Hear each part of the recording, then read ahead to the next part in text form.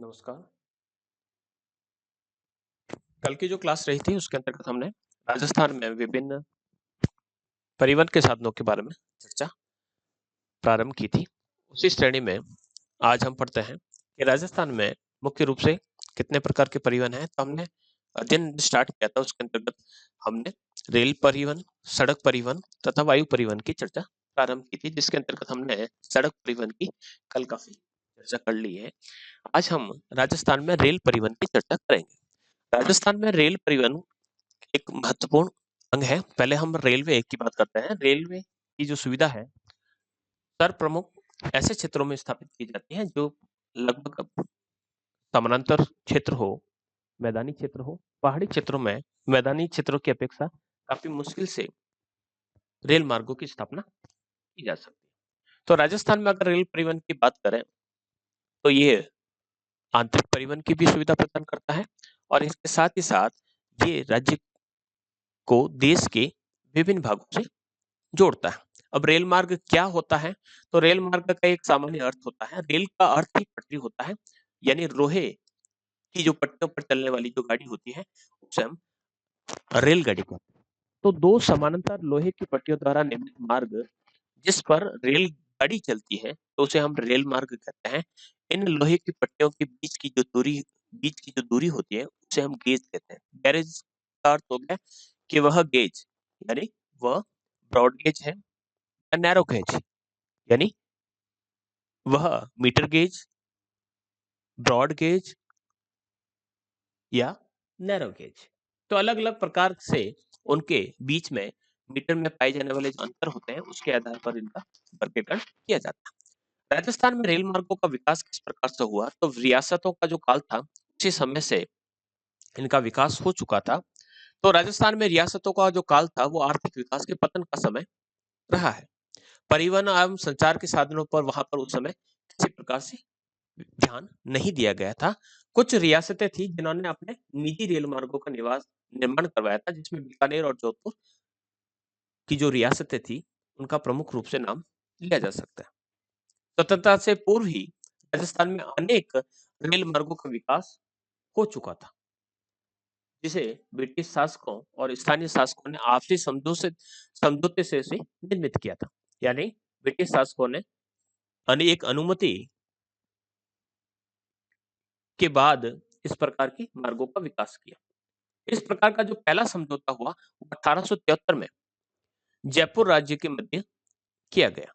यानी ब्रिटिश शासक तथा जयपुर जो रियासत थी उसके माध्यम से सबसे पहले 1873 में एक समझौता हुआ और उसी समझौते के स्वरूप अप्रैल 1874 में राज्य में पहली रेल आगरा फोर्ट से बांदीकुई तक प्रारंभ की गई।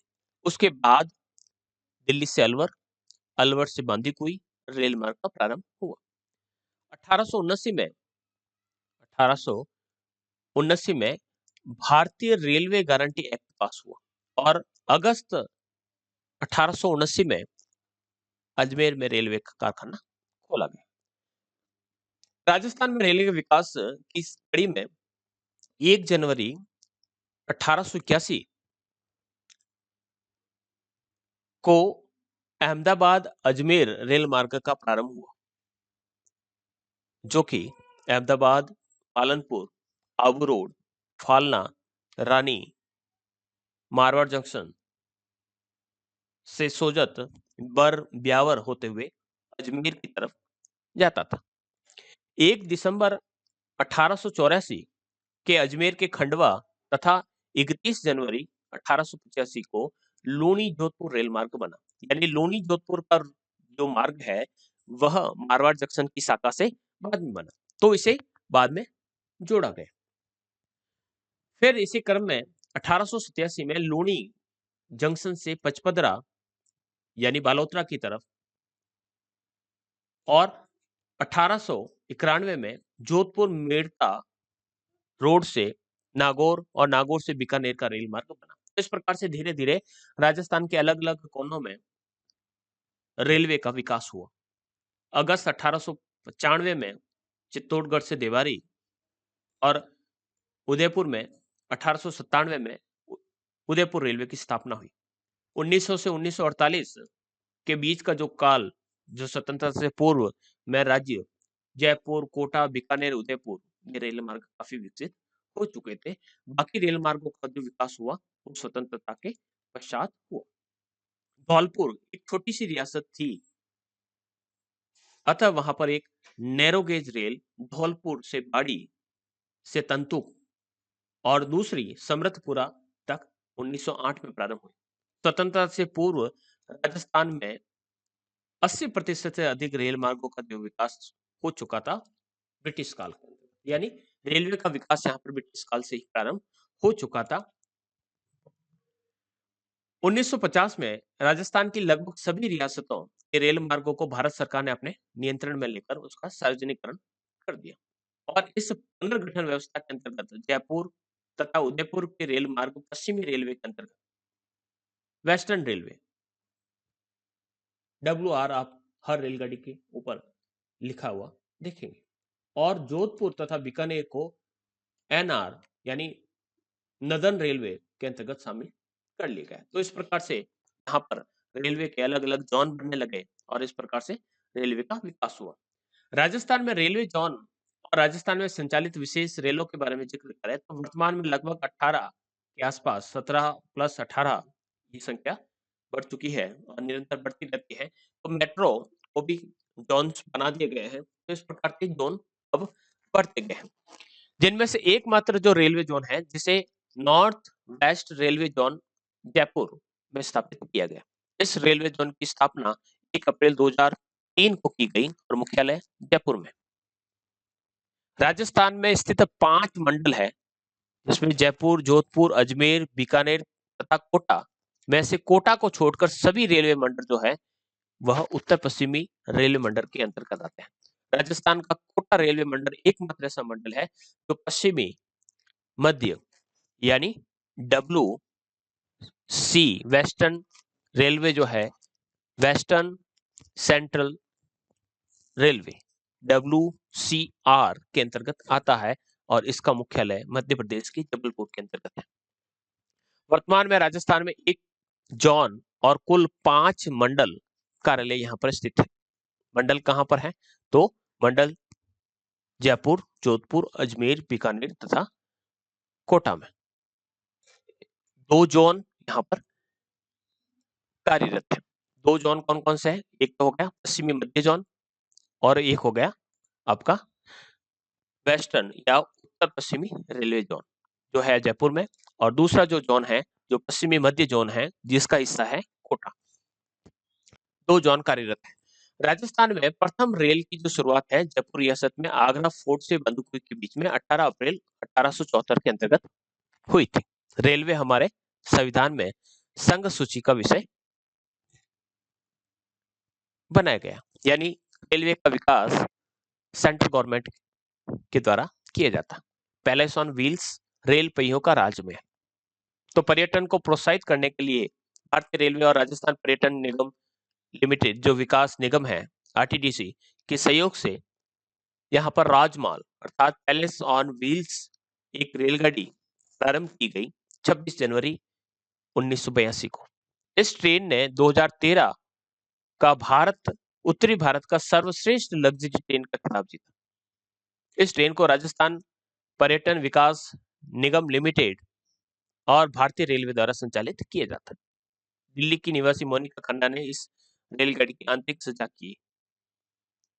इस रेलगाड़ी में 14 कोच है, 2 रेस्तरा यानी रेस्टोरेंट्स है जिसमें द महाराजा द महारानी है। और रूट की बात करें तो दिल्ली से जयपुर, जयपुर से सवाई माधोपुर, चित्तौड़गढ़, उदयपुर, जैसलमेर, जोधपुर और आगरा, यानी दिल्ली के आसपास के क्षेत्र को दिखाएगी।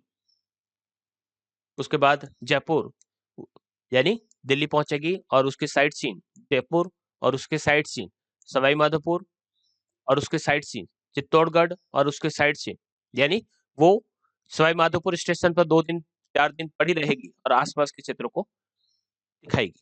इसी प्रकार से हर एक स्टेशन पर वह रुकती है और आसपास के क्षेत्रों पर भ्रमण करवाया जाता है कारों के माध्यम से। इस प्रकार की ब्रॉडगेज की पहली पैलेस ऑन व्हील्स का प्रारंभ सितंबर 1995 में किया गया। इसी प्रकार से हेरिटेज ऑन व्हील्स 17 फरवरी 2009 से राजस्थान में चल रही है। पश्चिमी मध्य रेलवे जिसका मुख्यालय जिसका जोन जबलपुर में है और कोटा जिसके अंतर्गत आता है के द्वारा रेलवे का पहला engineer supervisory training centre Kota के अंतर्गत खोला गया। कुछ मोनो रेल्स भी चलती हैं, छोटी छोटी सी रेल जयपुर, जोधपुर, कोटा, उदयपुर, अजमेर और बीकानेर में मोनो रेल चलाने का प्रस्ताव Malaysian company MN rail international द्वारा राज्य सरकार को दिया गया। 2 डब्बों वाली मोनो रेल चलाई जाएगी और इसका देखरेख जो है राजस्थान निवेश प्रोत्साहन बोर्ड के द्वारा किया जाएगा। तो इस प्रकार से यहाँ पर चलती रही। इसी प्रकार से एक छोटी ट्रेन यहाँ पर एक ही डब्बे की जो ट्रेन है वो मेड़ता रोड से मेड़ता सिटी है वहां तक अभी भी चल रही है।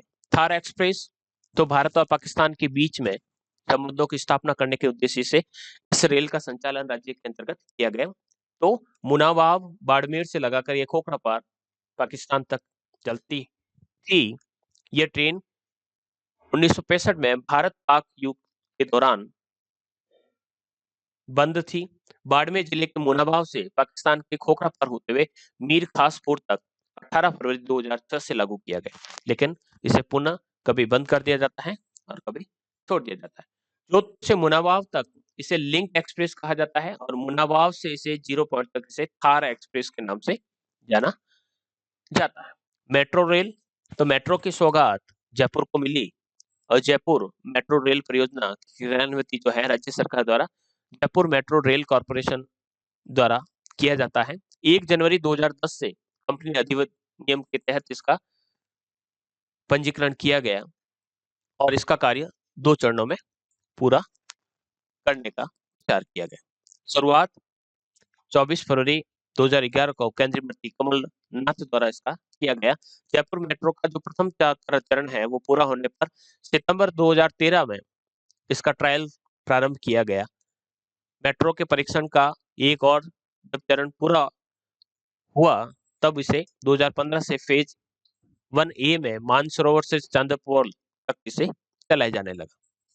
इसी प्रकार से जयपुर मेट्रो रेल परियोजना को 24 अगस्त 2009 में एक आयोजित की गई बैठक में सहमति दी गई और 22 अप्रैल 2010 को मंत्रिमंडल की बैठक में इसे पीपीपी मॉडल पर यानी पब्लिक प्राइवेट पार्टनरशिप मॉडल पर चलाने का निर्णय लिया गया।